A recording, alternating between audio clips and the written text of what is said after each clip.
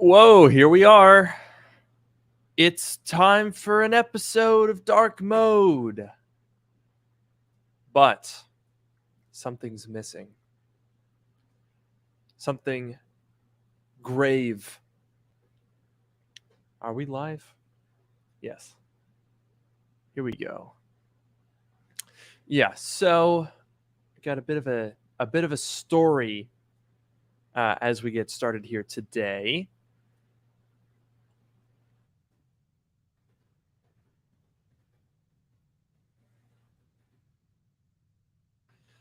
So, all right, here we are. Um, you might be noticing or not noticing Noah. So Noah actually has COVID, unfortunately, and he's not feeling super great. So I told him, take the night off. Don't worry about it. So, yeah, as far as I know, he's feeling okay. He's got the usual symptoms, triple vaxxed, so he's not feeling too bad. Um, so yeah, it's one of those things that has happened to a lot of people. Noah and I have so far through this whole pandemic been completely unscathed, haven't caught it. Um, but I guess that makes me the winner if you think about it. Don't tell Noah I said that. But I do have a special last minute guest who is going to join us in about 8 minutes, just in time for us to go live. So until that time, we could just field some questions and hang out a little bit. So yeah, I mean, here's a good question, right? Michael asks, if the tiles fall down without Noah, will they still fall down? It's sort of Schrodinger's wall tile. I think that's a very interesting philosophical point. So, that is an interesting thought process. Now, I'm not sure what this is referring to. Can we address clickbait again? Maybe we can talk about that with my guest. We'll see what we end up talking about. Oh yes, also meant to address putting this on Spotify. So, I don't know what's going on, but we seem to be having an issue with our hosting. So episode 53 or 54, whatever the most recent episode was, like, didn't get pushed to platforms. I don't know what happened to it.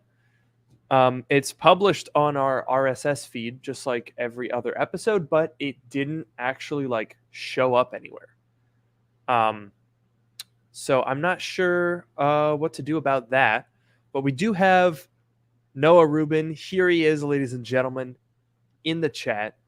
I'm glad to see that Noah is at least feeling well enough to type. So that's a good sign. Noah, if you're there, give us a sign. Tell us how you're feeling. This is like in the upside. Noah's in the upside down right now, and we have to talk to him through lights and stuff. It's he's sort of in the background, but hopefully we'll be able to make contact with him. Oh my gosh. He's here. It's Noah. He's communicating with us through the lamp. This is magic. And definitely not me using my app. Oh, he also left us a message. Not too bad overall. Hoping it doesn't get worse. Yeah, hopefully. Hopefully Noah should be getting through it pretty quickly. I've known a couple of people recently that have had some of the more recent strains, and it seems especially for vaccinated people, it doesn't last too long or feel too terrible. I actually ended up last year at the end of the year, I had some absolutely terrible, like, I think if you guys caught some of my videos in, like, mid, late November, um, you might have noticed that I didn't sound great. I had strep throat, and it was absolutely awful. I think I lost, like, 15 pounds because it was just so hard to eat. It was crazy. But definitely one of those days. One of those days. Ohio is a state. That is a great point that I think a lot of people don't address often enough. The statehood of Ohio perhaps might be a relevant topic. Interesting. And yeah, Mikhail also pointed out that it sounded like I smoked a carton a day. Yeah, the videos that I did, I can't remember what one it was exactly. I can probably try to find it. But if you ever want to see what it sounds like when I try to make a video in the midst of strep throat, those would be the ones to go through because that was agony. That was real bad. So let me see. When was this? I want to say this was like around.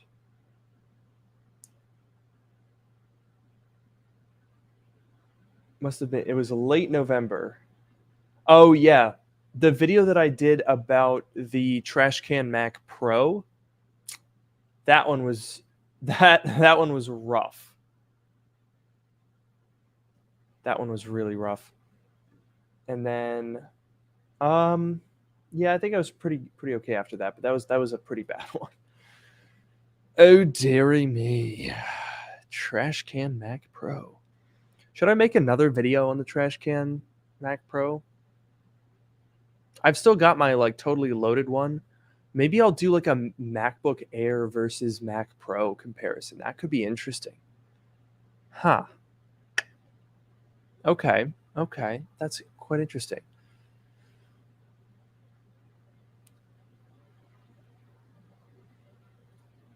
Do I have AirPods Max on? Yeah, sure do. Reluctantly, because as it has been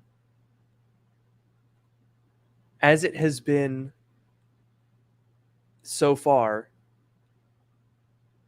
these things suck. Not good at all. Now, here's an interesting comment that I'm reading. Apparently, Apple's supply chain had issues. Ming-Chi Kuo tweeted that the MacBook Air won't ship until July 22nd. Is that true? Wait, you've got to be kidding me. Is that for real? Because that would be really. Oh God. Let's see if we can find that because that. Oh, he's kidding. Okay. Okay, bruh. I thought you meant July 22nd, not July 2022. Oh God, I'm embarrassed. Well, that's good because no, okay. So the reason that that would be really bad is because I think I mentioned this on the podcast last week. I'm going to Italy on July 20th. So basically, the way it's going to go for me is on the 15th, both of my MacBook Airs are getting here. I'm going to make videos like crazy for a couple of days and then fly out for 9 days and not do any work at all. So, yeah, that's going to be interesting. I'll tell you that much. But thus is the life of being a YouTuber, you know? You make plans months in advance. You think, it's Apple in late July. They're not going to do anything in late July. And then WWDC happened, and I was like, oh, okay. Interesting. Not ideal. But fortunately, I just barely made it. We were going to do our trip like a week earlier, and I'm glad that I did not do that.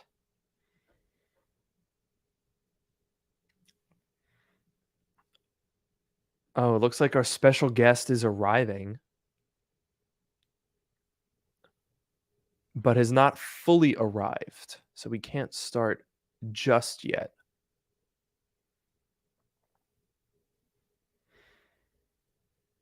Our special guest is having camera issues, but I think he might have fixed the camera issues. And he's talking, but I can't hear him. So that's fun. All right. I think it's time to get started with tonight's episode. And I'm going to bring in our special guest live while the episode is already started because we like to do it crazy. All right. So here we go. Welcome to Drk Mode, a podcast that brings you sage technology advice from two technology experts. And that's not just what we call ourselves. That's what I tell my mom when the toaster is stuck on thermal throttling mode. I'm your host, Luke Miani, and your co-host, Noah Rubin, is unfortunately otherwise occupied with COVID. So I have made alternative arrangements. So without any further ado, I'd like to introduce you guys to our special guest star, who you've definitely never seen on this podcast before. Whoa! Can you hear me? Is my mic on? Yeah. Wow, that was a long introduction, bro. Yeah, I wanted to hype you up and really get people like knock their socks off, you know? Wow. I can just feel your excitement levels off the charts right now, Mr. Miani. Oh, yeah. I've been looking forward to this for a whole hour since we made the plans for this to happen. Yeah. Yeah, man. Yeah. Can you see I even brought the sun with me? Everybody say hi to the sun. Ah! It's okay. Wow, that's quite a lens flare. Yeah, you know, I try my best. I want to show up here to do the best content here on Drk Mode. How are you, man? What's been happening? What's up? I am good. I mean, I feel like it's been a while since we've had a little conversation here. It has. When was I on? You were on Drk Mode more recently than I was on Genius Bar, right? Yeah, because I think that was the episode that John absolutely lost his mind, and then everybody got angry. Yes, that did.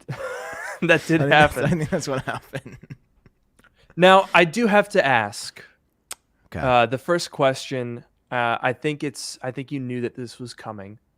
What are your thoughts on the statehood or lack thereof of Ohio?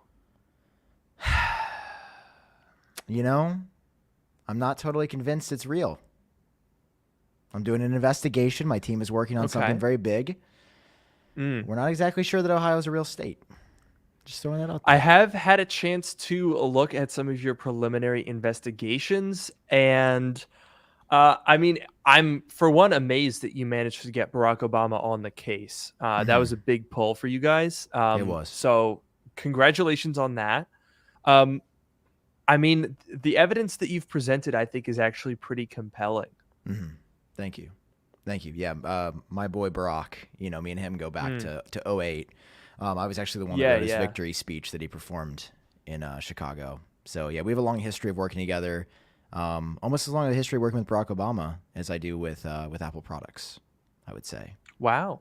Yeah. Impressive. Thank you. Apple is actually, I heard that Obama is jealous of my relationship. Yeah. Well, you know, it's like when Apple sends me every product and I'm their golden boy and I never say a bad thing about them. I mean, it's kind of hard to not be jealous of that. I know you, That's Mr. fair. Miani. That's fair. Mr. Miani, I know you're the #1 Apple fan too. You've never said a bad thing ever about Apple. Oh yeah, never. I pride myself on coming to the conclusions in my videos before I even have what I'm talking about. You know what I mean? So I like to just have it all planned out months, years in advance. I do have an announcement. Max Tech will be on Genius Bar this week. Going to be a candid conversation, I presume. And yeah, I mean, hopefully we'll get to the bottom of it. Vadim sent me some messages, and you know, we just want to have an open, honest conversation about their process, learn more about what they're doing, and you know, that was obviously quite the controversy in the past. I just feel like there's been so many controversies lately. Like, it's kind of annoying. I didn't even talk about the MacBook Pro one because I was just like, this isn't actually an issue. Like, the Stage Manager, I understand why people are upset about that not being on non-M1 iPads, but you know, come on. The MacBook Pro? Yeah. Thermal throttling? When you're exporting 8K video with no fan? Or even with a fan? It's crazy, man. Yeah. So I every time there is drama in the tech community, I like avoid it like the plague, which perhaps isn't the best idea because then I don't really have much to offer. But I was confused as to the start of all of the drama. I mean, the SSD one I get, okay? Yeah. That one that one I have experience with because I opened up and I tried to swap out the M1 and the M2 boards and I like did that whole experiment. And sure enough, Apple switched from two 128 gigabyte NAND modules to a single 256, which I can only assume is, supply chain cost cutting, right?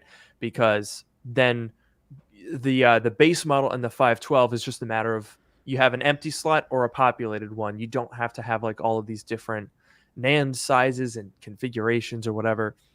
So that one I definitely get. I was not super plugged in on what is going on with the thermal throttling because I have not noticed any. I mean, from my understanding, it's just like everyday dad. Max Tech found that if you're exporting 8K video all the time, it gets like the hottest a MacBook's ever gotten. Mm-hmm. Okay, that's it. I don't know. There's just like been a lot of like weird hate about the M2 MacBook Pro, and like part of it's understandable, but there's also part of me. It's like, yeah, obviously nobody that's on the internet is gonna buy that computer. Like if you have access to the internet and you're not 90, you're not gonna like buy that computer. But if you're just like a dude or a woman walking into a store, it's like that's still a fine computer. Like there's a reason Apple made it. It's because it's got the word Pro in it for $1,300. I don't know. I feel like there's been so much like seething anger about Apple doing this, and I'm like, they've done this before. Like you realize they had like an i3 and a MacBook before, which was like more of a crime than this. I don't know. It was just weird. Like I tried the MacBook Pro M2. You tried it. You know it's a fine computer. You know nobody should actually buy it if they care about computers. That's the end of the story. Move on. Yeah, I mean, so I haven't seen the exporting 8K video one, but I think I picked up from Twitter that they were saying essentially that it got really hot, like 104 degrees, and the fan was running at full speed. So, I mean, that does sound like thermal throttling. I don't know that it's necessarily a workflow that many people would encounter. So now the thing that's interesting is I'm just reading these comments here and they're saying the point is there's a situation where the M2 MacBook Pro can thermal throttle and there was no situation in which the M1 MacBook Pro could thermal throttle. Now, I think people are often I think there might be some amount of conflating thermal throttling with being like I don't know. It's a difficult thing to talk about because if you're talking about the M2 versus the M1 chip, there's not enough different between them for it to be a major issue. I think someone said that the M2 chip was slower or something like that because of the throttling, or it was really, really hot. I think that's obviously not great, but I think at the end of the day, it really says more about the MacBook Pro than the M2 chip because the MacBook Pro, I mean, look, it doesn't need to thermal throttle or not thermal throttle for me to tell you not to buy it. Like there was never a situation in which I was going to recommend that laptop because it's pointless. You're not going to buy that. And if you're doing 8K exporting, is the M2 chip really where you should be looking? Because that's not where I would look. Yeah. I mean, I think it's a fair thing to bring up. And, at Max Tech, they do a lot of really thorough testing. I do 100%. Sometimes think that there's perhaps an element of probing for controversy. Like there's probably a reason that other people didn't test that exact workflow because it's the M2 MacBook Pro. It on an M1 or an M1 Max or heaven forbid an M1 Ultra machine, you should absolutely be throwing the book at it. Yeah. And there are certainly applications that I want to test on the MacBook Air because I think the MacBook Air is going to be the more popular implementation of the M2 chip. Yeah. And because it's fanless, there are situations I could foresee where a fanless M2 chip, especially if, as we're now seeing, the M2 chip is prone to be hotter than the M1, I could foresee the MacBook Air having some issues. Yeah, I think my challenge with all of it is just like what you pointed out, which is that this is the base M2 chip. So it's just, I don't know, like, is anybody that's really going to have 8K footage be using an M2 base? Like, I get that Apple can talk, and to be clear, like, if Apple talks about that as a stat, that's something you can do, and they're referencing workflows with that, then absolutely test it. I just, it's just like there's like a group of people on the internet, and they're just constantly looking to be mad at something, and I feel like that voice is getting louder and louder, and I 100% agree with it when it's valid. Like, stage manager is a term where it's like, no, I get why people are mad that the $1,000 iPad they bought in 2020, 2 years later, is not getting the new features. Like, that is a fair thing because Apple has put themselves in a situation where they're so lengthily extending software updates that, yeah, I agree. Like, if I didn't buy the 2021 iPad Pro, I would be super frustrated.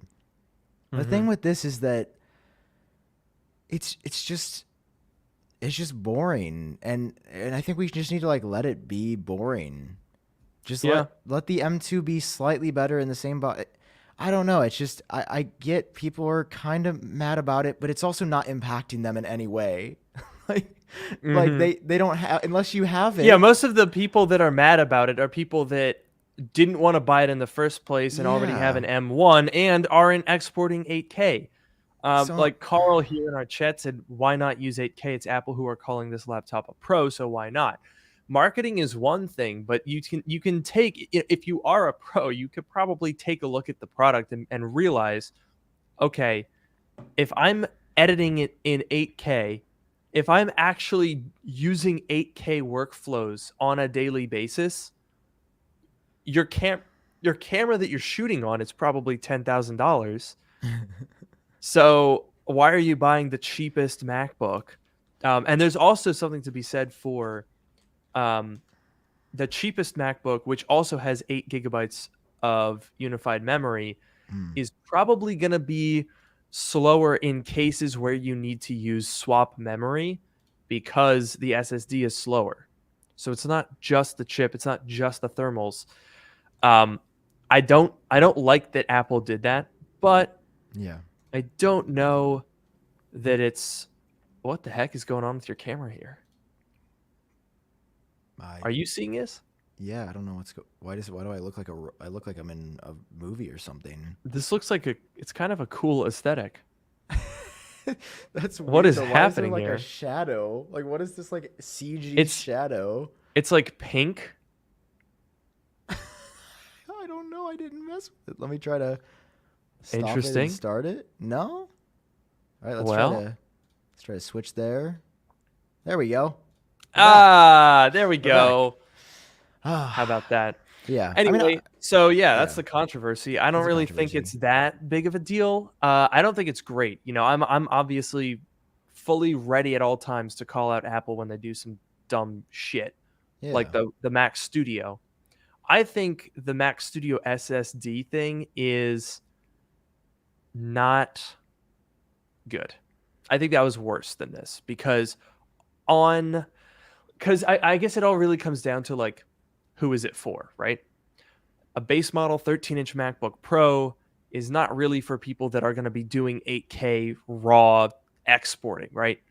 But a Mac Studio, especially a Mac Studio, M1 Ultra like you and I have, that is definitely for people who would benefit from, be able to, and appreciate upgrading their SSD. Yeah. So that one was one where it felt like Apple was intentionally locking people out from a very useful aspect of a product in that class.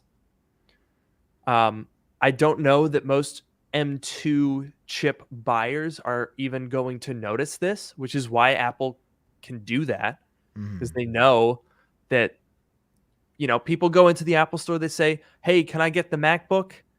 And they say, which one do you want? And they say, oh, I'll take the cheapest one. They don't care. 1 week ago, I was in an Apple store and this guy came in with his daughter who was going to college, and they said, hey, can we get a MacBook Air? And the guy said, oh, there's a new one that's launching in like a week. Do you want to get that one? It's super different. And they were like, oh, what's new about it? And he showed them the breakdown, and they were like, oh, wow, that's nice. Which one's cheaper? And he said, oh, well, the M1 is still $999, $899 with the student discount. The other one is $200 more. And they said, oh, no, that's fine. We'll take the M1. Mm-hmm. Normal people don't care about this stuff. Yeah. And I think I guess that's just what I think the problem is that, like, when we make everything a controversy, it actually like underpins what actually matters. Like, I remember a couple years ago, but like it goes both ways. Like, I remember, maybe you remember this, when I think it was the 2018 iPad Pro came out, there was a slight bend issue with it, where like if it was under pressure, even in shipping in the box, it could slightly bend and arrive to you. I was one of the people that's like, yeah, that's totally unacceptable that a new product out of the box is bent. Like, that's not okay. Yeah. And I remember, because of the way Apple distributed the information, they had given a quote to The Verge that said, in some situations, a slight bend is normal and expected.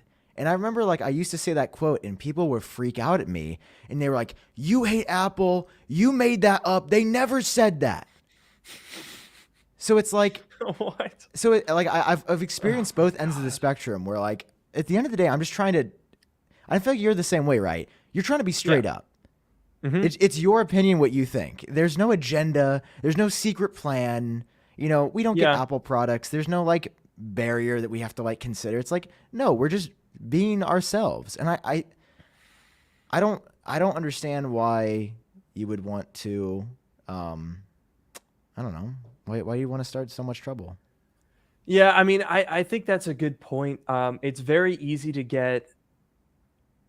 It's easy to discuss things for under the lens of being a reviewer, right?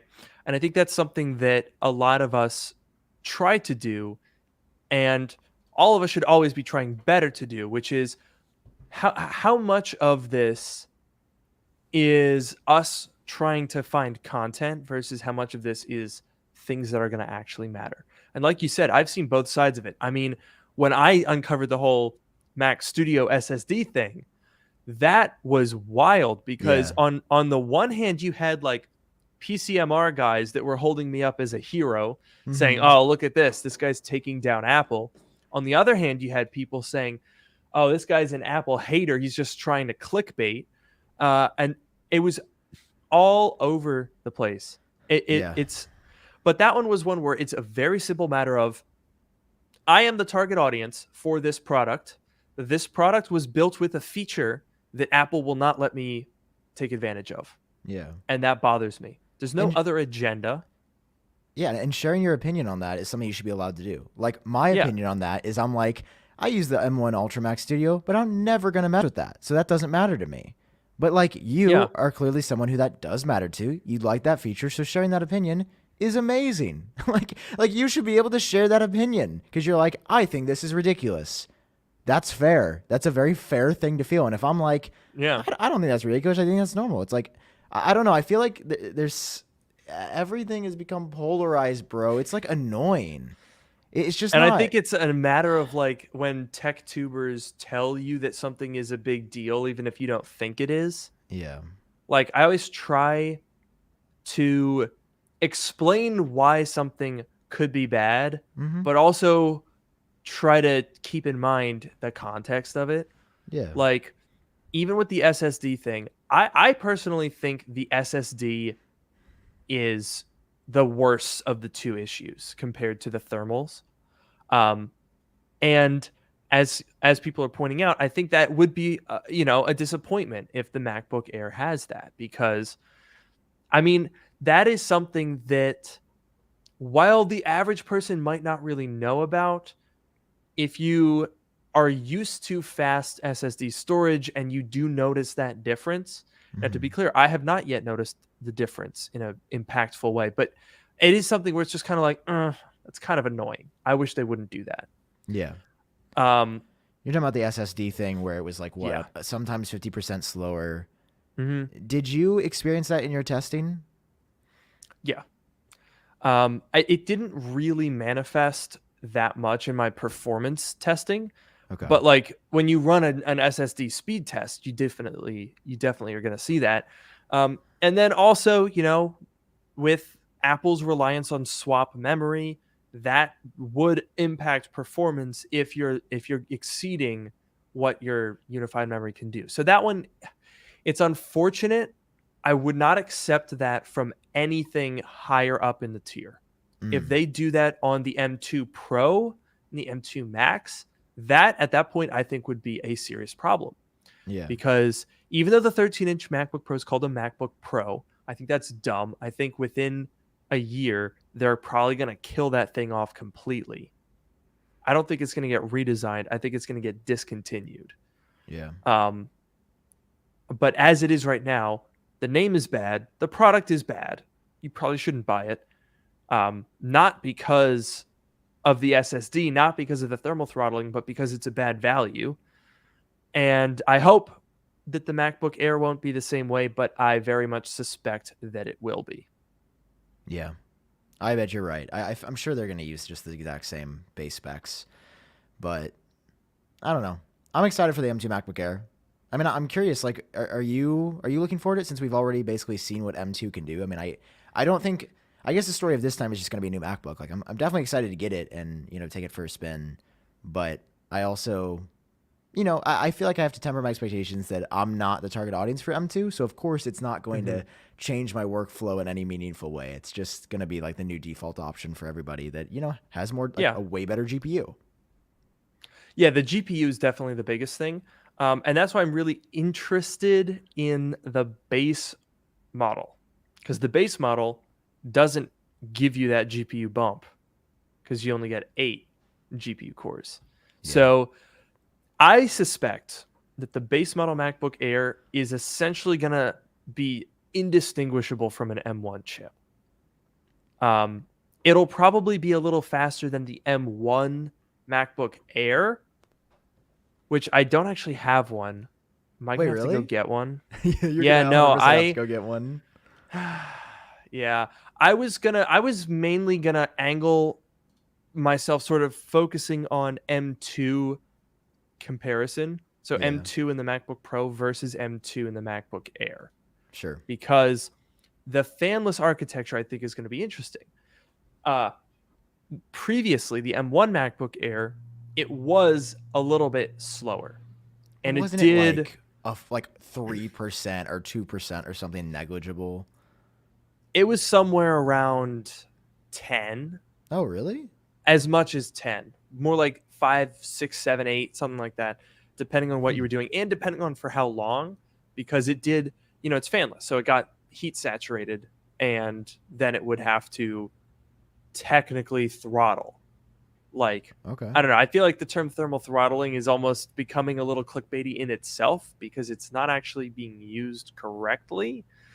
Or at least people don't understand its implications. Yeah. But anyway, so that's what I'm definitely going to be testing. Yeah. I think I always come at products from and it probably comes from conversations with like Jonathan Morrison and other folks that I've been like meeting with lately about how I think I'm personally burnt out of specs being such an important part. I don't think, to me, that's as important as it used to be. And I'm sort of stepping away from I need to do a geek bench in my video. Like, I want to leave that to people like you or, Max Tech that like spend hours and time to do results and get it good. I just want to talk about what it's like to use the laptop and if I think you should actually do it. Like that's what I generally enjoy, because even if the SSD is slower in the base MacBook Air M2, I still think I would recommend people get the M2 MacBook Air over like the M1 MacBook Air, just because the design architecture will be so much newer. Like, just everything about the computer, 1080p webcam, so much is going to be there, MagSafe, that we have not had before. And a notch. Aren't you excited to see the notch on the MacBook Air? Dude, hell yeah. The notch is okay. The notch was one of those controversies that I think is what you were talking about. How it's like it does not matter. Dude, there's still people that are like, why does it have a notch? And I'm like, bro, it doesn't. It's great. Like, I like that I get more bezel-less design, more screen than a thicker bezel. My point is, again, it's just like people are freaking out about the notch. It's like, bro, can you just enjoy anything? Literally. Like, that's just how I just feel. Don't get it. And I don't. I feel like I feel like it used to be so easy to hate on like the Mac specifically, because it was like, oh, Intel, not only is it underclocked, but it's so hot. Apple garbage. But now with the M2, it's like, okay, now they're putting a chip that gets a little hot in an old design. Yes, maybe there are some issues with weird workflows. It's still way better than the Intel that was in the past. It's still a good value, I feel like. $1,300 for an M2 chip? Come on. $1,200 for an M2 chip, I feel like that's fine. Yeah. And I mean, that's one of the things that makes the M2 MacBook Pro so bad in terms of value, is not because of its specs, but because of the package that it's in when you compare it to like a 14-inch MacBook Pro. Because the big thing is people are like, oh, but dude, I could save $700. Yeah. So I would like to save $700. But if you actually make the MacBook Pro comparable, like if you add 16 gigs and 512, which makes it the same as the base model 14-inch, it's $1,699. So for $300, you get the same specs, right? But you get a more powerful spec, right? You get objectively better CPU and GPU. Even if it's getting close on the CPU, the M2 and the binned M1 Pro are very close, actually. Yeah. But for $300, you get the ProMotion Mini LED 14-inch display. I'm sold. Already that display has got me on board that train. You get pretty much the same battery life. You get a better keyboard. You don't have a touch bar. You get the new design. You get all the ports back, dude. Yeah. It's so much better. Yeah. Yeah, I mean, I've gone on the record so many times. And I'll say it again. I believe the new MacBook Pros, like the 14 and 16-inch models, I think those are the best products Apple's ever made. I have had, I could go with zero issues ever with those computers. Like my M1 Ultra Max Studio, I'm curious if yours does this. It still restarts itself at least once a day. I will come back to my computer. Not once a day, but it does do that. Like, and I don't know why. Yeah, I don't know either. That's something. Do you have crashing, like Final Cut crashing? Because I still have that.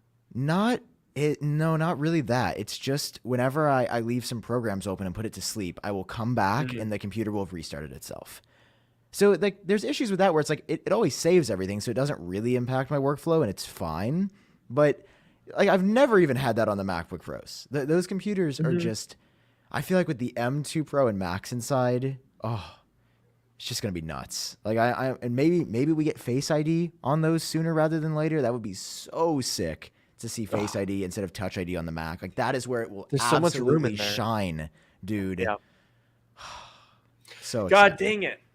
No, yeah, the 14-inch, and I have said it time and time again. I agree with you. I think the 14 and the 16-inch are the best laptops Apple has ever made. They are phenomenal, and if they prove to be well built and reliable long term, then I think that will easily make them better in terms of overall products than the previous two kings, which were the mid 2015 15-inch and the 2012 unibody 15-inch. Yeah. Those have been like the darlings of the Apple community. I think these new MacBook Pros are so good that they're already taking that crown. Oh, bro, they're so good. I use mine just on trips, and I mean it's just everything I've wanted, and especially like the the change from the last MacBooks was so stark, so stark. But I will say, I do. So I've got the. I know you have a 14-inch. I run the 16. Well, I have both. No, because, I use the 16. Oh, you have the 16? I thought you had a 14. No, I use the basically top tier 16.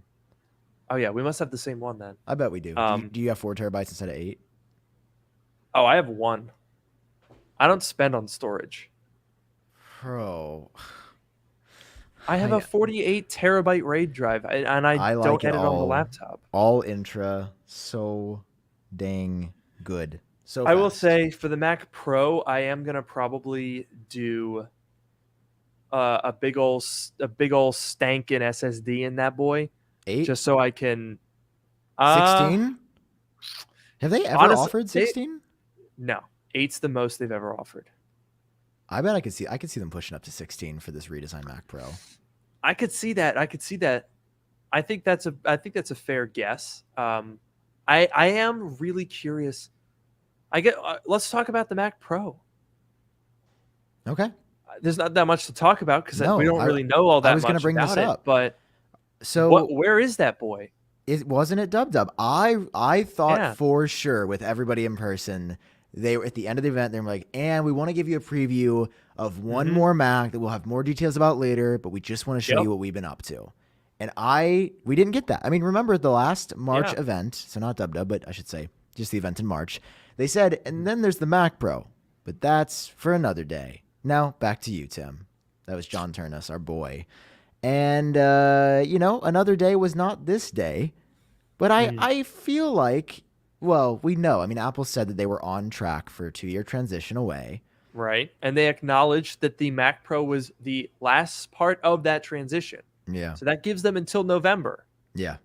I'm sure we'll see an event in October, November where they will preview it. It makes me think, though, that with the way the supply chain is, probably not going to get that computer this year. I think they're going to announce it this year. I feel like it'll probably ship maybe around Dub next year, or maybe in March or April. And just a few years away. I mean, I'm excited for that. I think I'll probably replace my Mac Studio with that computer, depending on what's in it, right?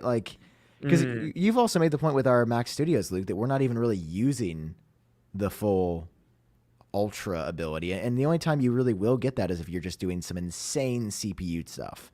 That's when you need the Ultra, is if you just need cores on cores, specifically like Jonathan Morrison was talking about for audio production, where he needs it for some of the stuff he works on, but really the 14-inch MacBook Pro M1 Max is just perfect for him.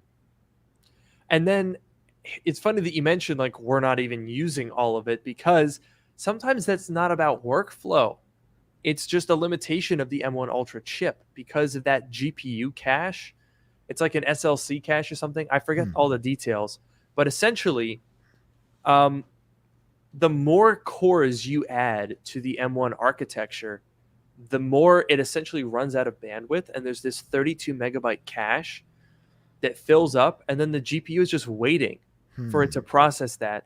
So in my testing, going from the 48 to the 64 core, in games, you notice that because it's real time and it can run those extra cores. Okay. But in video editing, the 48 core and the 64 core were identical. Wow. Within a second. So all the heavy lifting there was being done by the media encoders. And even then, I barely noticed the difference between the M1 Max and the M1 Ultra. So doubling media encoders didn't even have a huge impact. It was 20 seconds. That's wild. It's really weird. I mean, I can, let me pull up my benchmark numbers, because I just made a video that went out today talking about the iMac Pro, because I think the iMac Pro is low-key the best value Mac right now. Even though it's Intel, like if you need a high-end Mac, or specifically a high-end desktop Mac, the iMac Pro is a really good deal, because even like I have the decked out 18 core one. I've got that thing set at $3,500 or like $3,700 on eBay, and it has not sold. Like, really?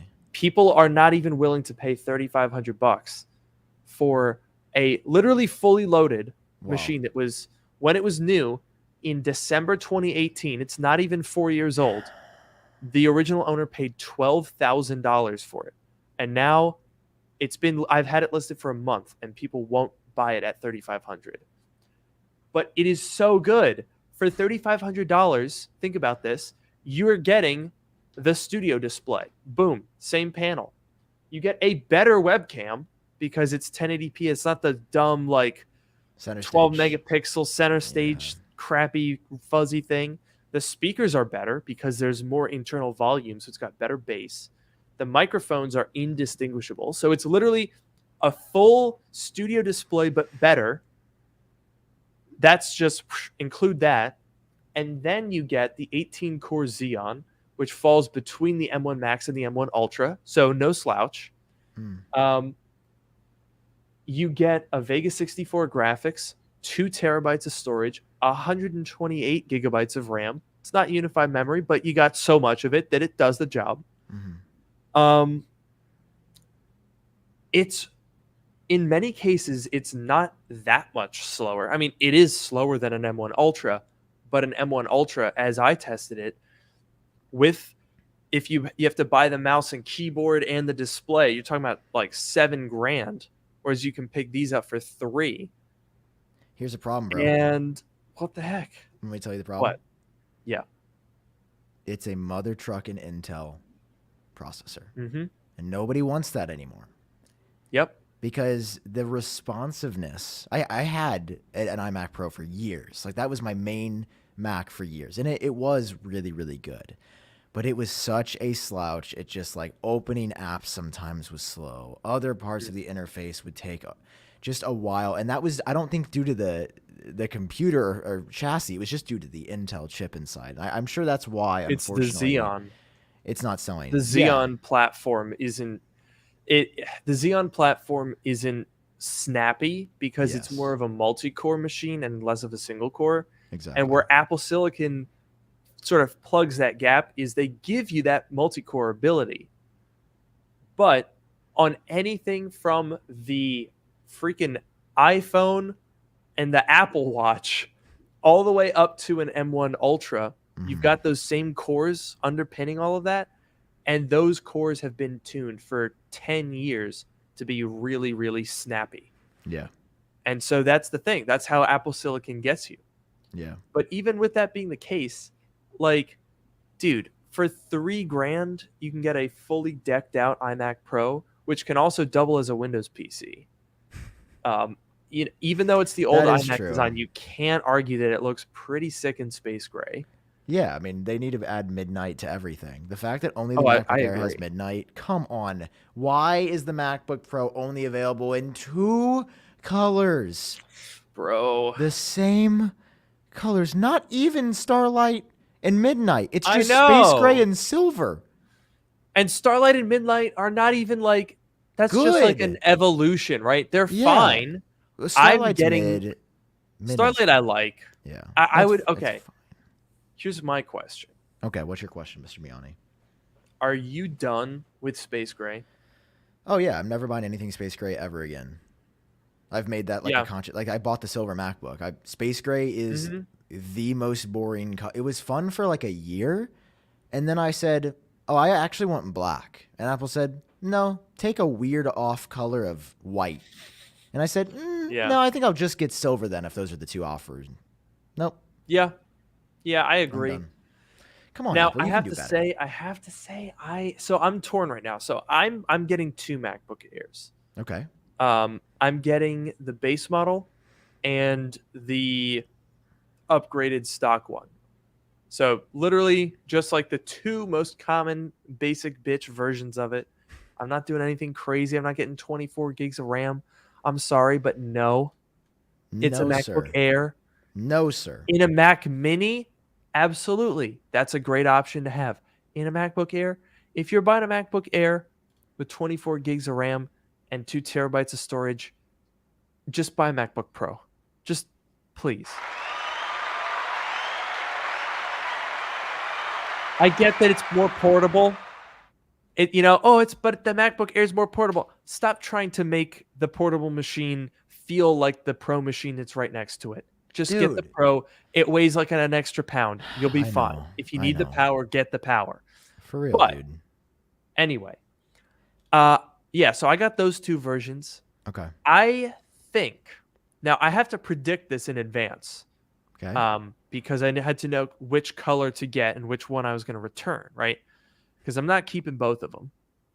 So it came down to me for it's sort of like a 2-way comparison, right? Do I keep the base model or the upgraded one with the 10-core GPU and the half terabyte? And the other comparison is, do I keep Midnight or Starlight? Midnight. Right? That's not even a question. But here's the thing. It is a question. Why is that a question? Midnight's the new color. You have to. That's the cool look. That looks the coolest. It looks the coolest when it's new and clean. That's a video. Does this color hold up 6 months later? But I can't stand to watch. Okay, I need you to understand something about me, Sam. Oh. I am a little bit of a perfectionist. When it comes to my living space, my working space, my technology, and my transportation, which admittedly are like probably most of the things that I own. So everything in your life. I'm surrounded by. You could just say everything in my life. Shh, don't worry about that. But especially technology and cars. Okay. Which are my 2 greatest passions, so it checks out. I am obsessed with cleanliness. I don't think I have ever voluntarily touched the screen of a MacBook. Like the actual glass part. I don't touch it because I don't want it to get smudged. You can just wipe it off. Yeah, but I don't want to get to that point. Because sometimes it's hard to get all of the residue off and you don't get back to that fully clean look. I mean, I know your Italian body just emits like radiation waves of grease, but like some of us out here have dry skin. We have no issues. We have no issues. I like to moisturize. I take care of my skin. So apologies, but no apologies. Sorry, and not sorry. At my phone, no case, no scratches or scuffs. I keep it tight. All right. My car, I have like a little thing of like wet wipes in it that I use to wipe off the exterior of the car when it gets dirty.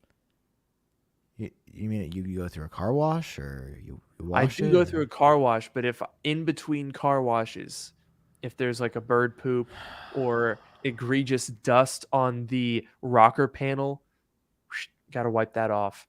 I have a little brush. I go around the outside if it gets dusty or polleny. I have microfiber cloths in the inside to wipe dust off the dashboard. I do this on everything. I guide the MagSafe. When I plug this thing in, I guide the MagSafe in so that it doesn't scrape on the aluminum and chip the paint. Bro, you have too much time. You have too much time on your hands. Some of us out here coming back from Kansas City, getting out of a car, hopping on jets left and right. You know how many scratches are on everything I own? Hundreds. Thousands. I agree. You know whose iPhone is cracked because he fell out of an Uber? Me. Oh, no. When did that happen? I can't see that at all, by the way. I'm working on it. Still can't see that. Working on the angle. Still can't see that. Hold on, bro. For the audio listeners, I'm showing a crack. Well, trying to. Oh yeah, you see it it's on the other side. You see that? Oh yeah, dude. No, I am not joking when I tell you that remember back in 2020 when the iPhone SE came out? I do. It was an iconic device. John Prosser, the special. Yes, the John Prosser special, yeah.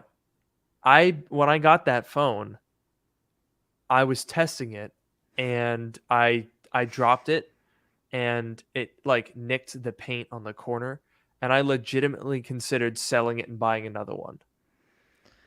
Did you? No. So you just because I realized that I'm not going to use that phone, so I just put it in a closet.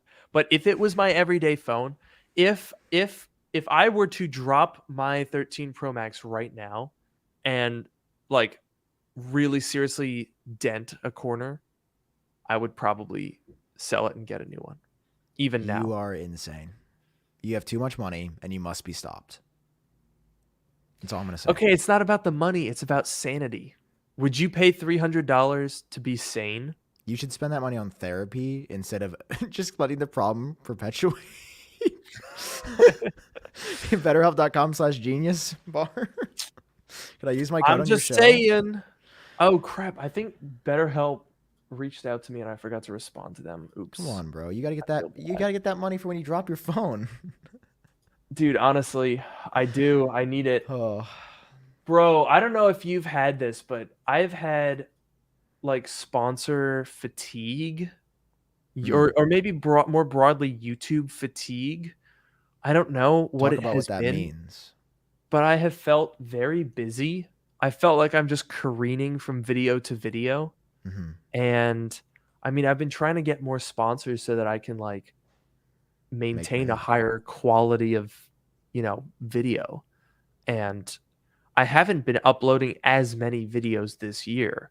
So I've been essentially going for quality over quantity, or at least trying to. Mm-hmm. But I really thought that going to a landscape where almost all my videos are sponsored, but there's like 30% less videos.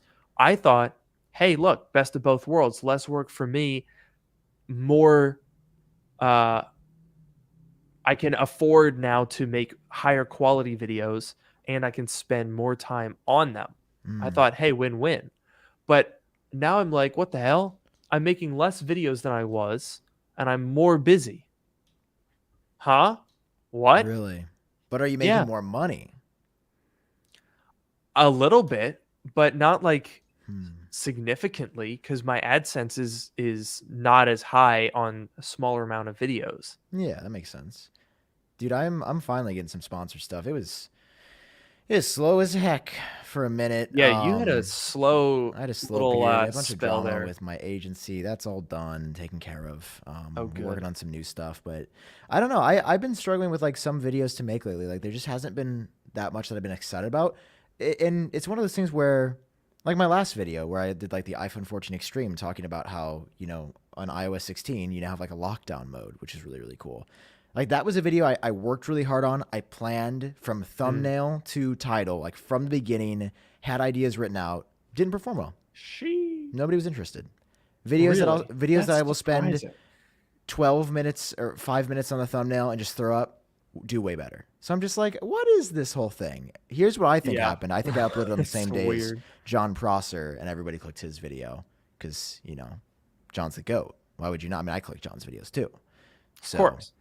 It's some of those things that like I noticed like they still affect me and get me down because I'm just like, oh, that was a video that like that was supposed to be the one to like pick things back up again, and it's just like, okay, cool, that was an off one. Next video, but I'm feeling excited because there's a lot of things I'm working on with Apple Track that are really really fun and engaging. Like I'm already starting to see some cool traction on the Instagram for Apple Track with like the new style of posting I've been doing, and it's been fun. Like I've been starting to have fun with work, spending less time on Apple Track as a website.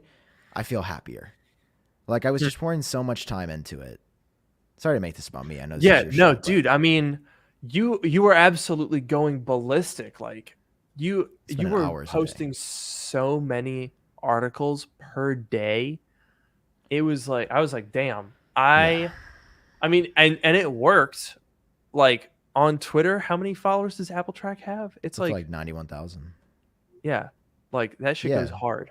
But I've noticed that stepping away from articles, and I've already noticed the other sites start to copy me. It is incredibly frustrating. Really? Bro, 9 to 5 Mac tweeting like questions out and other things.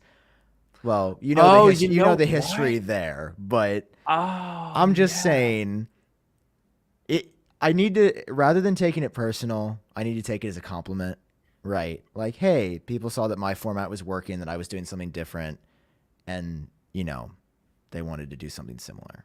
But it's still bro, come on. Yeah. Stop. Don't change your brand voice just because I've had this brand voice for 2 years. Like, that's all I'm saying. Anyway, I'll be salty for this and I move on. No, I feel that too. Because I think this might be a conspiracy theory, but I think I was the one that started the trend of reviewing the base model of stuff. I feel like that's true. Well, especially in the Apple community, because the first time that I did that was the 2019 MacBook Pro 13-inch base model, which got a press release, very minor upgrade. I remember in like July or August or something like that. It was May. I was on vacation when it came out. I vividly remember I made a video in my hotel room about it. I don't know if that was the 15-inch. The 13-inch came out later. Oh, really? I thought it was end of May. Maybe you're right. No, the 15-inch mid 2019 came out in May. You're right about that. Okay. But the 13-inch didn't get updated yet. That one got updated in, I'll find the date. But it was a super minor update. Basically, they replaced, how for the longest time there was the function keys dual Core i5 crappy base model. God, it's amazing now that, now we get to complain about like a little bit of thermal throttling doing 8K on the base model, whereas for the longest time it didn't even have a quad core chip until 2019. That's what I'm saying. They were selling that atrocity. Like, be mad about the Apple Watch Series 3 being sold, not an M2 MacBook Pro. Move on. I know things are slow, but like find something else to care about. Exactly. But so basically when that thing came out, I at that point had not that many subscribers and certainly did not have enough ad revenue to support me buying every single Apple product and multiple versions thereof. So I thought, okay, I'm going to try to make a new Apple product review. I could only afford the cheapest one, so that's the one I bought. And I just went with, is the cheapest MacBook Pro the best MacBook Pro? 2019 13-inch MacBook Pro review. And that video popped the fuck off. That video, keep in mind, I had maybe 60,000. Bro, you were just a little baby Miani. You were baby Miani. I was a little baby Miani. And that video did numbers. Yeah. Like, in the first couple of days, it did like 150K, which for me at the time, with 50,000 subs, I was like, damn, that's crazy. That is crazy. And then over the course of like that summer, by the first month, it was at 700,000. Wow. That's nuts. This is still one of my highest viewed videos. That's so cool. I love that. And I was like, oh my God. There's not enough people doing this. Yeah. And so from then on, it was all about like, all right, this is what people want to see. They want to know what the cheapest ones are like. And so that's why I don't really worry about the fact that I'm not one of the reviewers that gets, the Apple stuff, the early stuff, because frankly, a lot of the people that get stuff from Apple don't even get the views on it because they're not making a very compelling or modern YouTube video.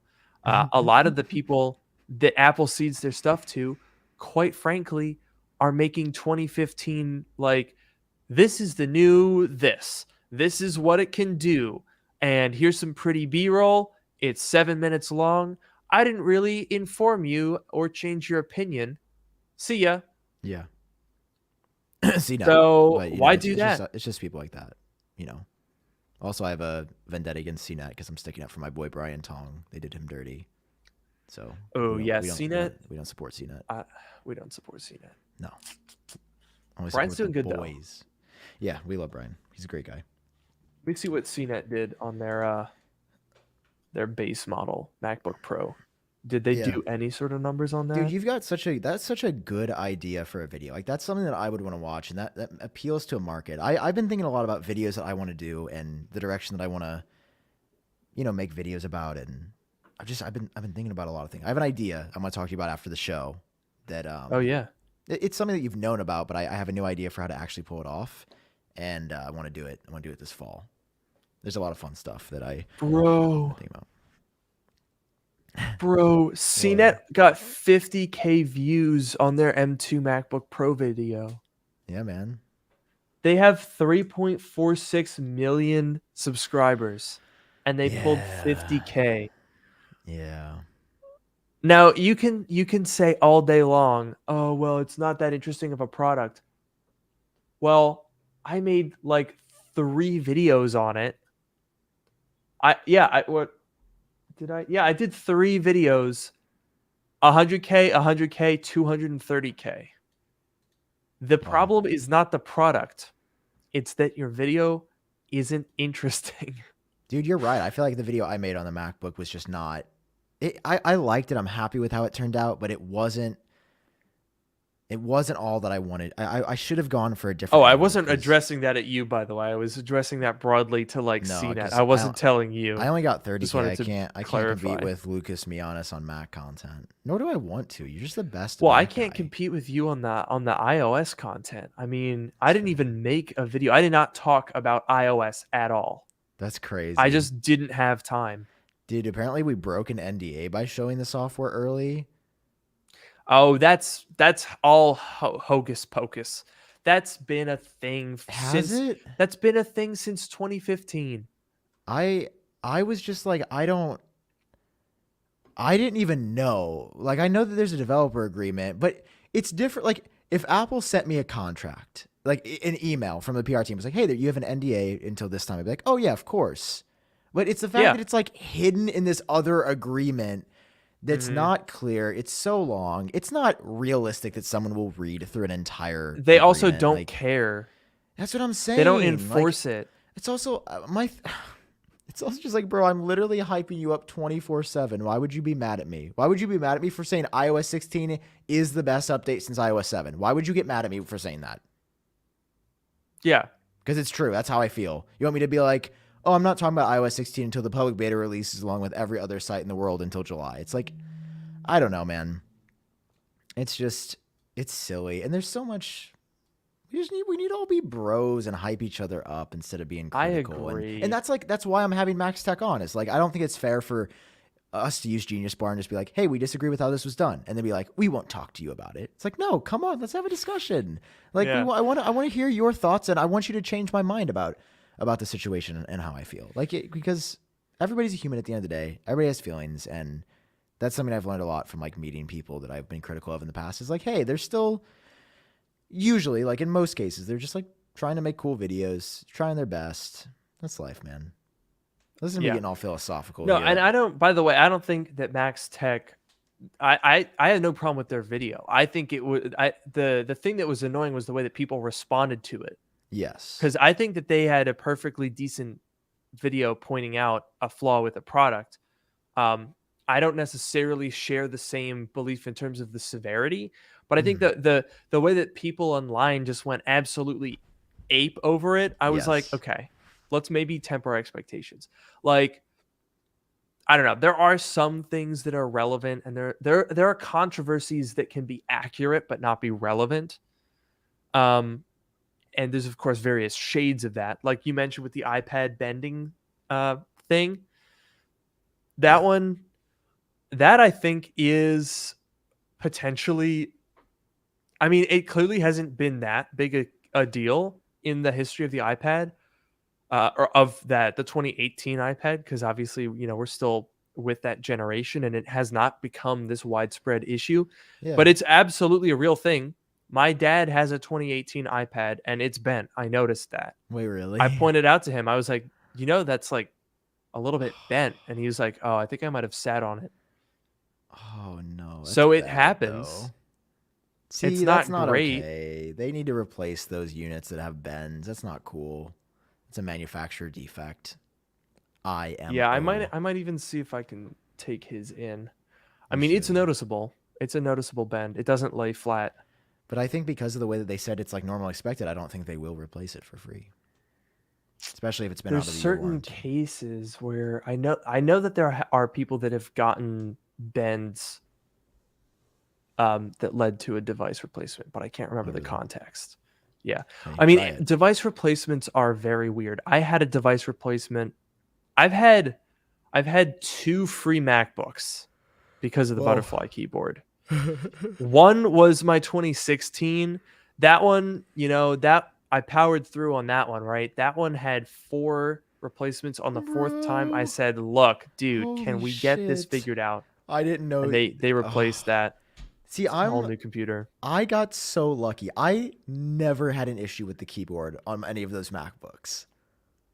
It took me a couple of years. It didn't happen until 2019. And look, I ain't gonna lie to you, Sam. I may have helped it along when I knew that I was close to a device replacement. I was not particularly careful with the keyboard. Well, you shouldn't have to be careful with a keyboard. It's a keyboard. You should be able to click, click, click, click, click. Yeah, that keyboard was, and people always like in my comments or on YouTube are always like, "Oh, you shouldn't buy and return Apple products. Oh, you shouldn't like try to get them to replace parts for you." I'm like, why not?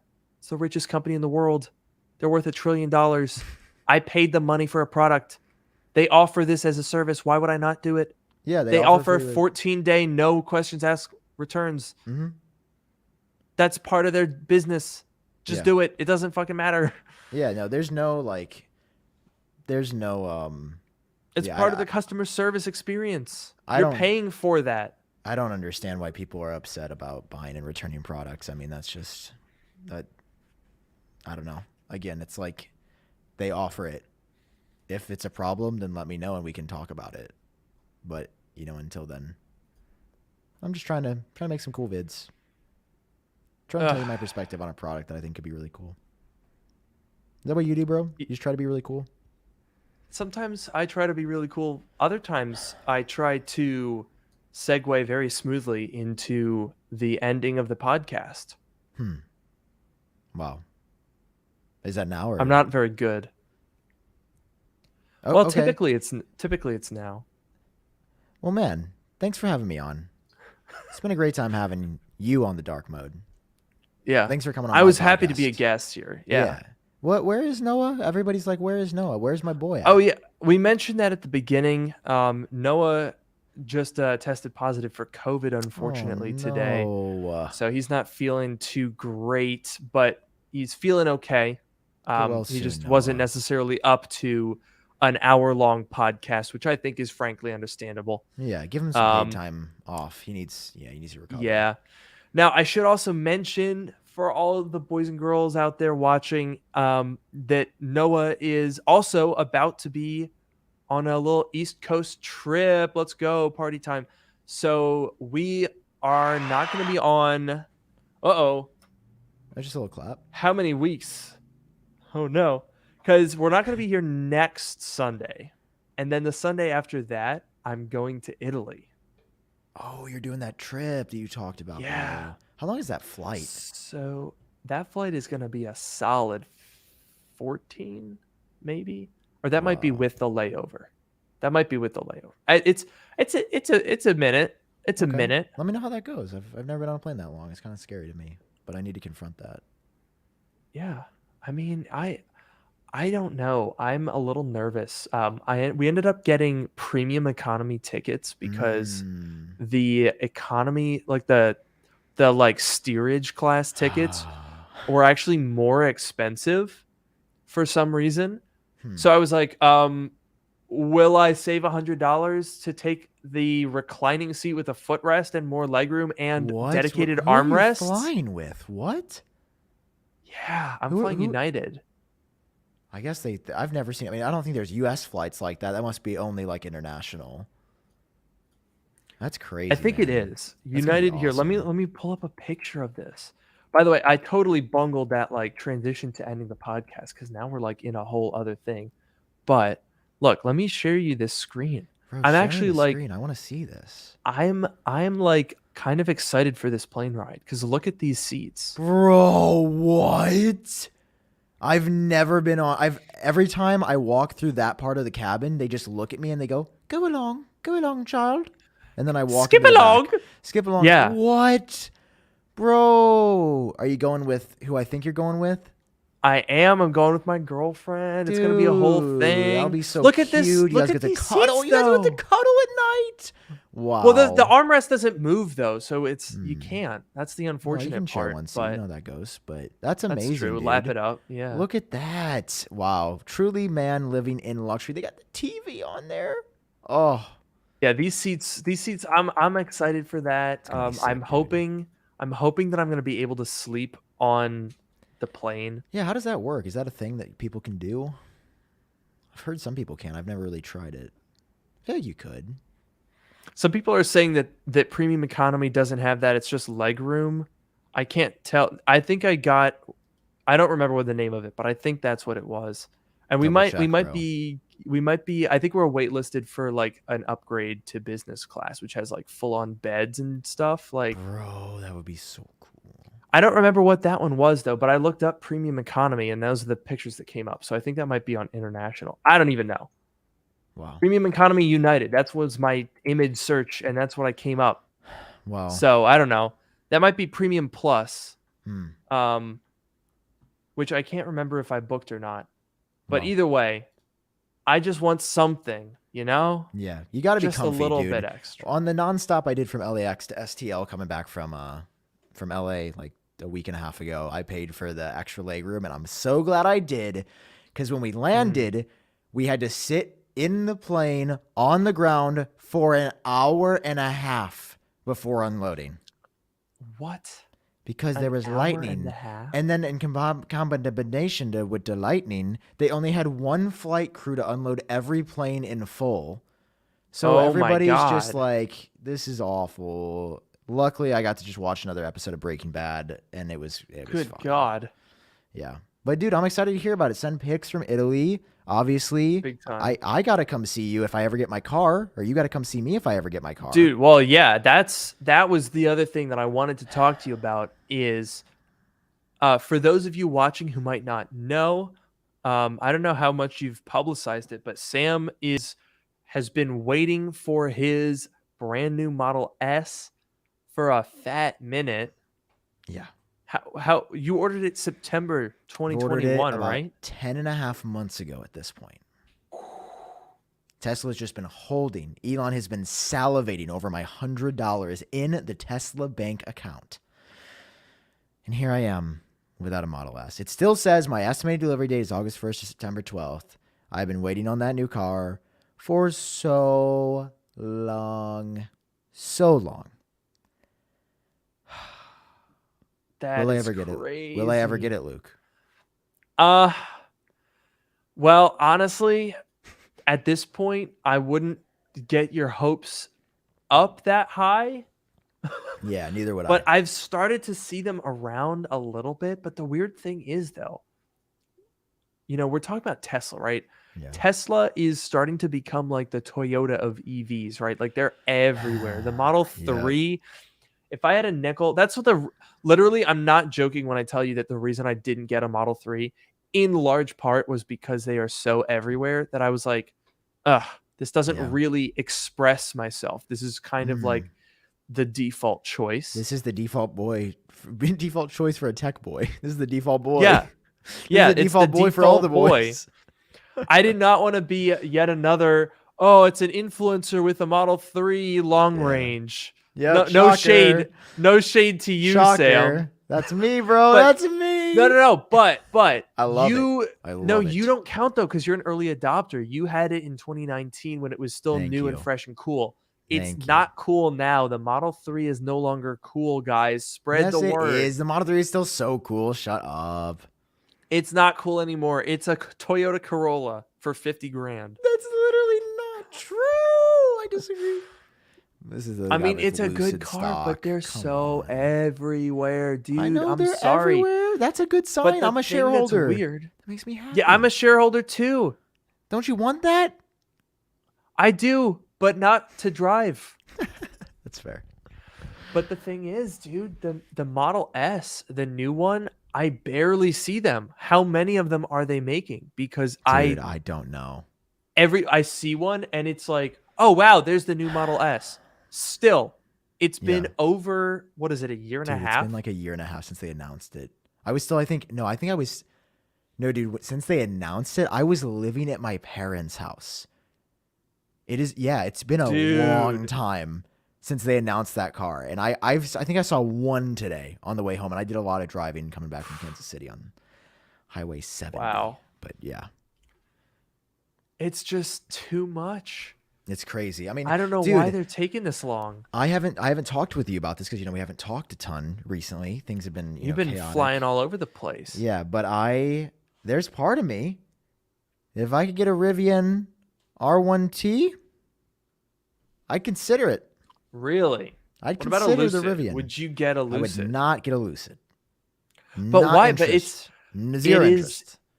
But the Lucid is very comparable to a Model S. I know it in terms of like what it's trying to do. I know the long range is there. I just don't like the way the inside of it looks, and it's not my style of car.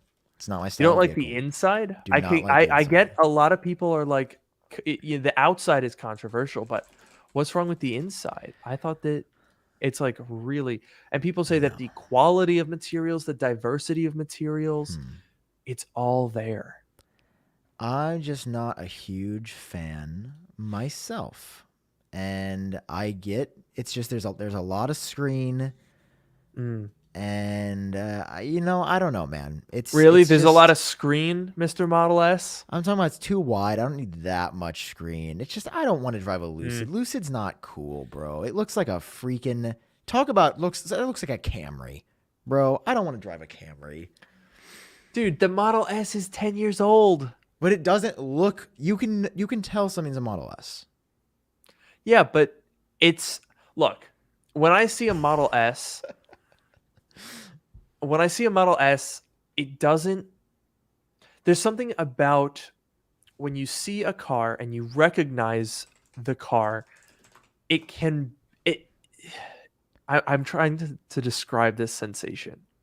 It's like you get this sensation of specialness. Okay.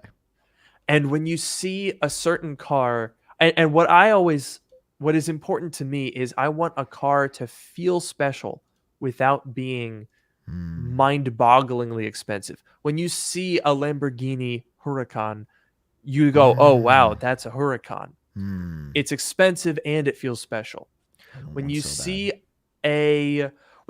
like the new S-Class, when you see a Lucid, when you see, I'm trying to think of other 100K cars.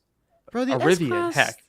You see that and it has a presence. The S-Class, maybe it's not the most exciting thing, the new S-Class, but you definitely think, okay, that's money. That's an expensive car. The Model S doesn't have that anymore. That's the thing. I disagree. I think the Model S is still flex. I think people still see those handles pop out and are like, "Damn, that's sick." It's not fresh. No, it's a flex that has been largely unchanged for about 5 or 6 years since those have started. The P100D, the P90D. Those were the big flex days. Nowadays, I feel like people don't really turn their heads that much at a Model S. I agree, but I think that's Tesla in general. Like when I got my Model 3, people were like, "Oh my god!" And it's like, bro, it's not a 100K car. It's just a Model 3. It's still like a good. I like it, but I'm getting a Model S for the range, and because I love my Tesla that I have now. Bro, you're getting it for the range, and you don't want the Lucid that costs $13,000 less and has more range. I don't want the Lucid, bro. The Lucid is gross. I don't like the Lucid. Dude, you're driving a 10-year-old Camry and you're talking about how the Lucid is gross? No one likes the Lucid. It's only you. That's just not true. The Lucid is they're gonna go out of business, bro. The base model Dude, they're not going out of business. They're not going out of business. Have you seen the tech? So nobody knows this, but Luke and I, when I was in DC, we had this exact same conversation off the air, just like, as humans. And it was really funny. I'm sure we've lost some viewers. It was a prolonged conversation. But look, Ian says Lucid is hot as hell. Musaya said Lucid is so sick. And look.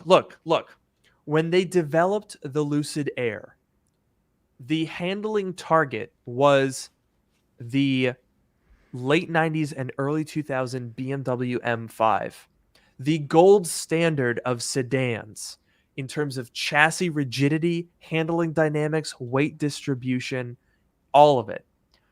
They are designing a car not just that has the best range, the best battery tech, the best motors, the best packaging. They also have the best handling. It's the best car. Okay, he's getting a little excited here. And I don't know. I will say I'm looking at this new Audi e-tron. It's kind of nice. Oh, the A6 e-tron? Yeah. Dude, that is... When they came out with that concept, everyone at Mercedes who worked on those, like, the EQS, which looks like a blobfish. It's hideous. And they say, oh, but the aerodynamics, we have to do this, so the aerodynamics are so good. I'm like, first of all, you don't even have a frunk, so was it even worth it? And the Audi A6 e-tron, which I can pull up a picture here for everyone. Oh, they revealed the interior. Oh, it's really sick. Anyway, sorry. I'm probably going to get that car. I'm going to lease one of those bad boys. But look, the A6 e-tron came out and it looks so much freaking better. So much better. They even have a station wagon version. It's so cool. And this car has the same drag coefficient as the EQS. Crazy. The blobfish. The blobfish. It looks this much better. Yeah, look, this is the Audi EQS by comparison. Who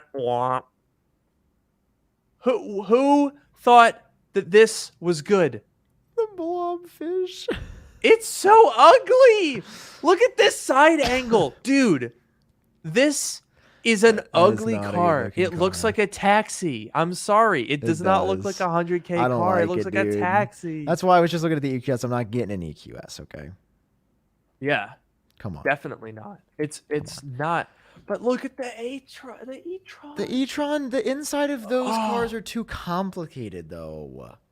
That doesn't look very complicated. That's look at those way too many buttons, bro. I love the interior of the Model S. There's no buttons. What are you talking about? There's so many buttons on the screen. Bleep, blop, bloop, blop. Tesla has just as many buttons on the screen. There's 8. Bro. No. Dude, if this has... I hope I'm going to change... Luke, I'm going to change your life when I get this Model S. I'm going to get this Model S just for Luke Miani. Just to prove him wrong. That's what I'm going to do. Oh, look at this. What I'm gonna do. Look at the level of craftsmanship. You've got stitched Alcantara. Okay. You've got suede. And guys, that is going to be this episode of Drk Mode, the technology podcast from one geek. I'm just kidding. It's your show. You can keep going. I'm just trying to ratio you in life. Yeah, well, guess what? It's not gonna work. Damn, if Noah was here, I would pull up a poll, because that's one of the things that we have. I think our hosting got messed up, but Noah wrote us like a little application. So let's do this. Okay. Let's do this. I know that this isn't strictly about tech, but we're having a bit of a debate here. I'll post a comment here. Let's go Model S. Lucid Air, EQS, or A6 e-tron.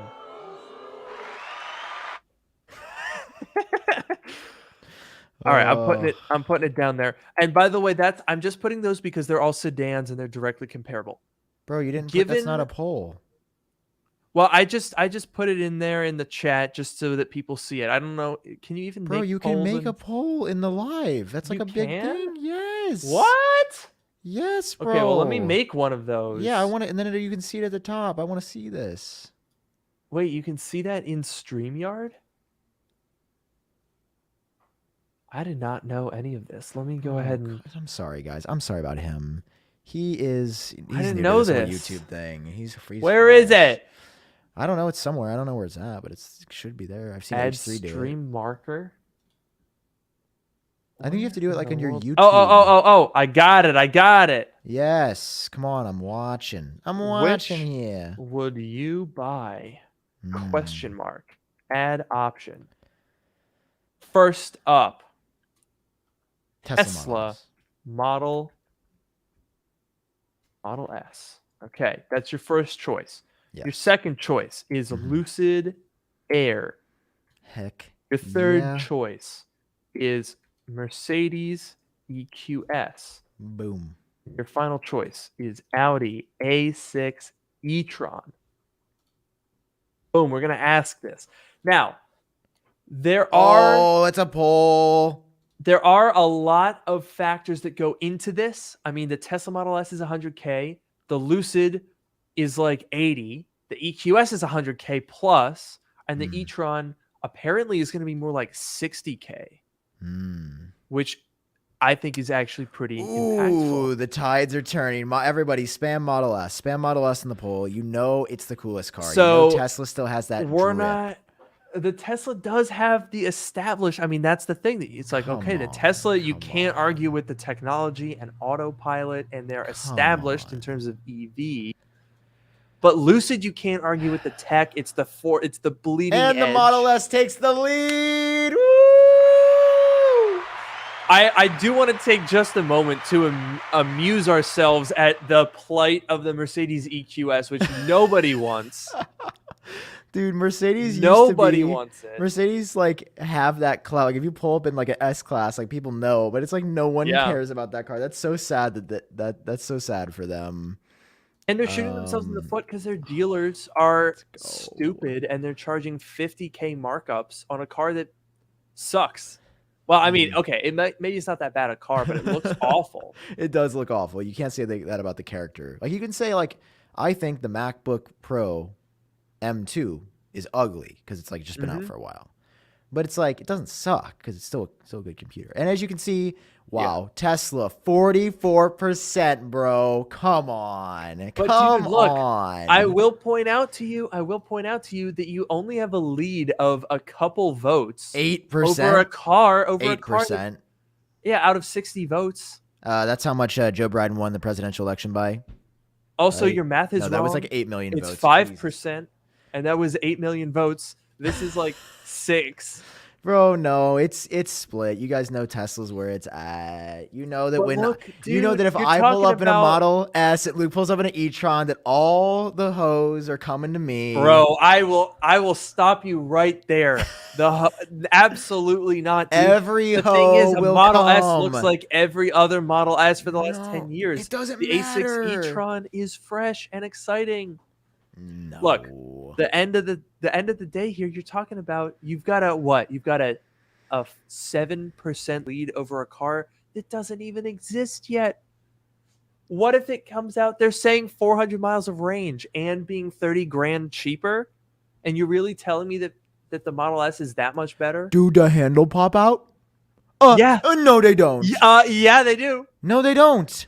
All handles do not pop out on the Audi. I'm pretty sure it did. I don't think they do.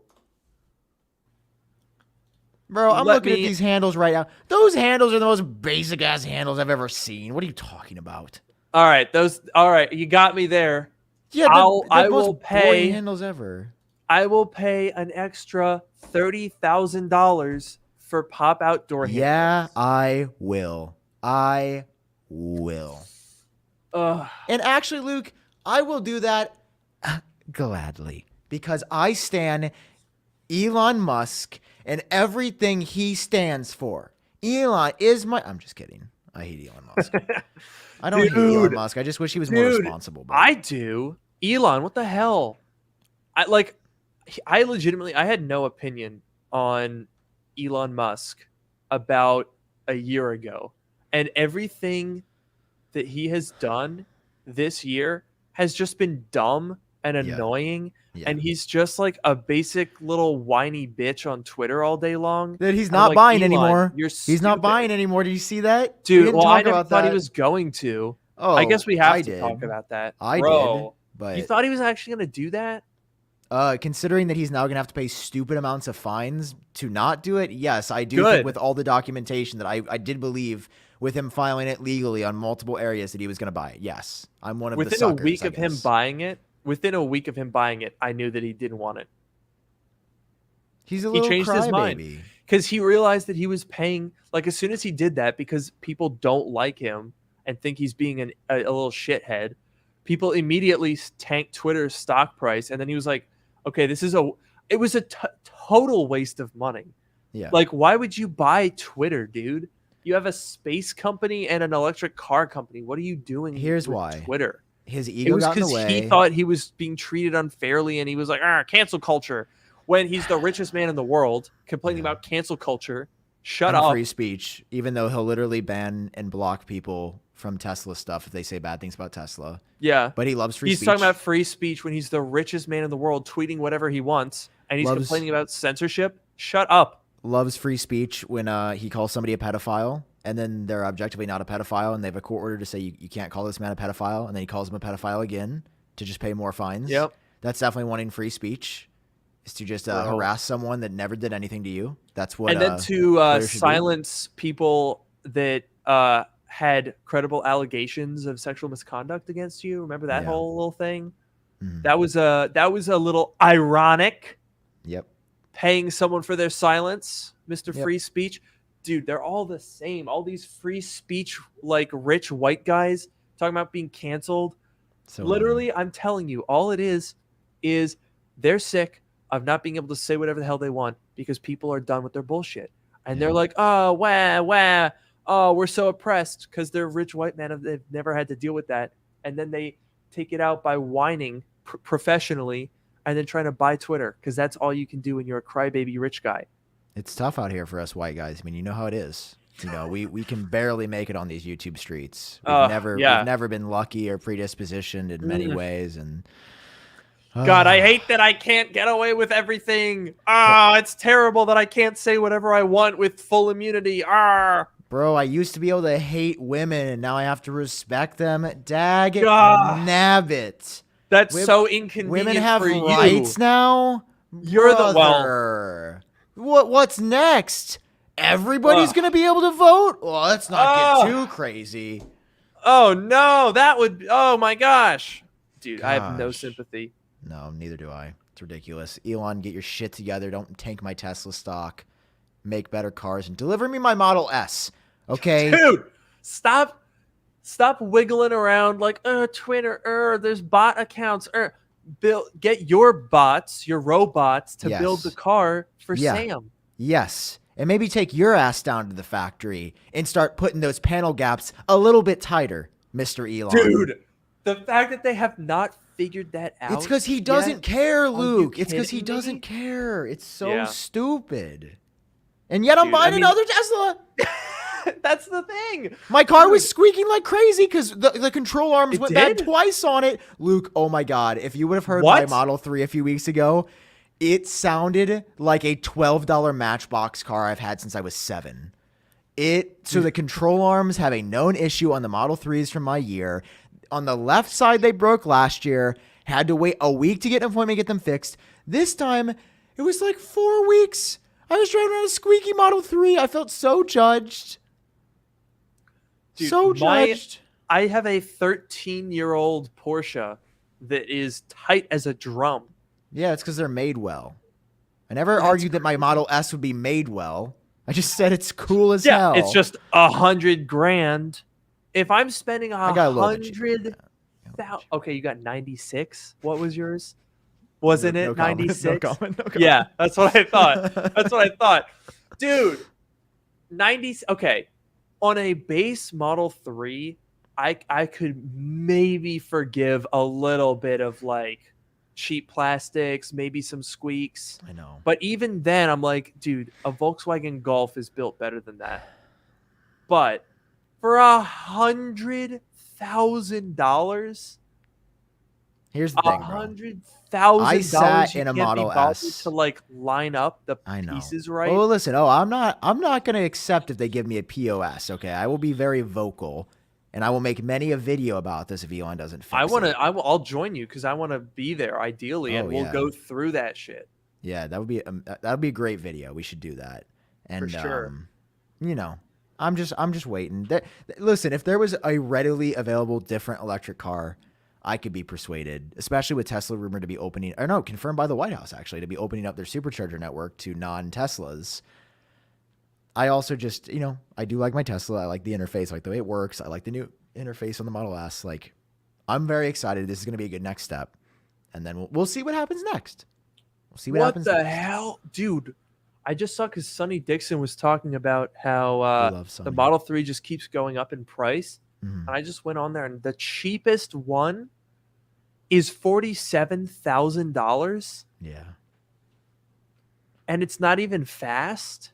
No. 5.8 seconds, 0 to 60. That's not that fast. No, that's slow.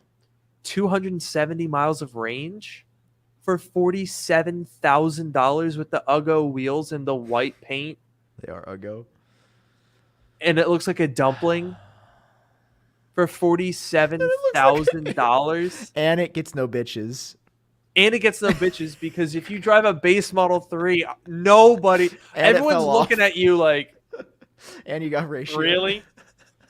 Plus ratio. Plus no bitches. Like even if you get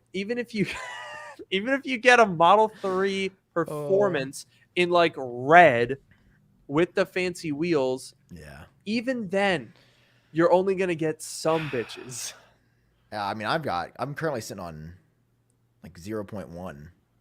And that's Siri. That's what you get when you get a Model 3. You should have known this. I know. I mean, maybe that worked for you in 2019, but it's not flying anymore. I did have a girlfriend when I got my Model 3 in 2019. Well, that's not a coincidence. Dude, I remember that maidenless plus L plus ratio. Yes. Dude, I remember so clearly when I just like walked into my apartment one day and I looked at my girlfriend. I was like, I'm going to buy a Tesla. She was like, what? You don't have enough money for that. And I was like, I do. And she's like, what? No, I don't. You're in college. And I was like, I'm going to get a Model 3. I felt so, dude. Bro, I was like I was the only person on campus with a Model 3. I felt so cool. That's why I waited to get my like YouTuber nice car until after I graduated. So then it wasn't like that weird.